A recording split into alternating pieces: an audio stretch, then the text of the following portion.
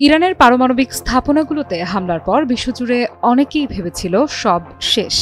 আসলে কি সব শেষ? ইরান বলছে শেষ নয়, বরং নতুন শুরু। দেশটির পারমাণবিক সংস্থার প্রধান মোহাম্মদ ইসলামী জানিয়ে দিয়েছেন যে স্থাপনাগুলো ধ্বংস হয়েছে সেগুলো আবার গড়ে তোলা হবে। অর্থাৎ ইরানকে ভেঙে ফেলা এত সহজ নয়। ফিনিক্স পাখির মতোই ছাই থেকে আবারও ফিরে আসবে নতুন রূপে। আর এ খবরেই যেন চাপ বাড়ছে ইসরায়েলের। মোহাম্মদ ইসলামী বলেন, একটা সামরিক হামলায় অবকাঠামো ভাঙতে পারে, কিন্তু ইরানের বিজ্ঞান, প্রযুক্তি আর শিল্প ঐতিহ্য ধ্বংস করা অসম্ভব।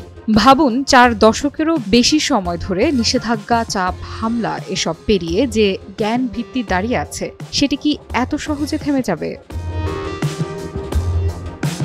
পারমাণবিক কর্মসূচি নিয়ে যেসব অভিযোগ ছড়ানো হয় সেগুলোতেও ইরান স্পষ্ট জবাব দিয়েছে। সমৃদ্ধকরণের হার বেশি মানেই যে অস্ত্র, এটা তো সবসময় সত্যি নয়। চিকিৎসা, নিরাপত্তা ব্যবস্থা কিংবা সংবেদনশীল বৈজ্ঞানিক প্রক্রিয়া, এসব ক্ষেত্রেও উচ্চ মাত্রার ইউরেনিয়াম প্রয়োজন হয়। যখন কেউ এগুলো ইরানের কাছে বিক্রি করছে না, তখন কি ইরান নিজের প্রযুক্তি গড়ে তুলবে না?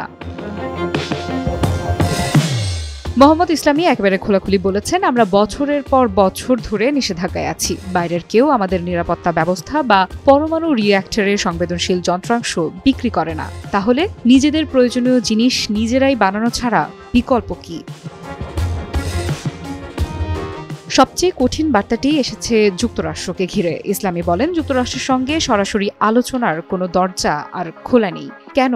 কারণ যুক্তরাষ্ট্র শুধু প্রতিশ্রুতি ভঙ্গই করেনি, বরং কথোপকথনের টেবিলে বসে থেকেও হামলা চালিয়েছে। এমন শত্রুর সঙ্গে আলোচনা আসলে কতটা অর্থবহ?